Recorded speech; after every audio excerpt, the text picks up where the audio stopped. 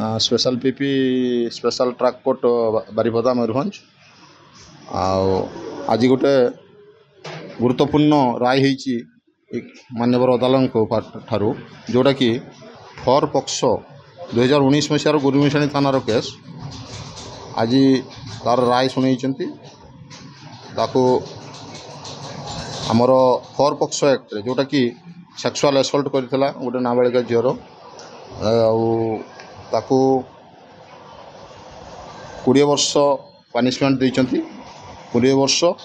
आउ ताकू जरिमाना देइचंती 2,11,000 जरिमाना आउ अनादाय 2 वर्ष 6 मासर जरिमाना भोगिया पड़ो। तेणु ताकू जदि फाइन आकार रखा जाए ताहले आपणकर रोची 10,000 आउ 2 वर्ष गोटे 1,000 506 1,000 एवं 2 लाख हूँ आपणकर आईटी एक्ट रे 66E आउ 67A जोटा कि तार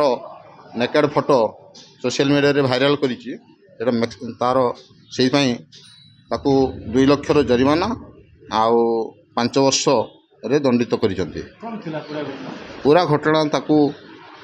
गोटे नाबालिग झील को लेकर ताकू ता सहित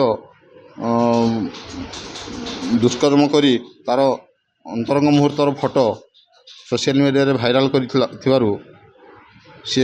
बाध्य होई थाना द्वारस्थ होइतिले एवं जोटा कि 2019 मसीहा ठारू आज पर्यंत केसटा चलुला एवं सेटा आज गुरुत्वपूर्ण राय शुणाइछंती।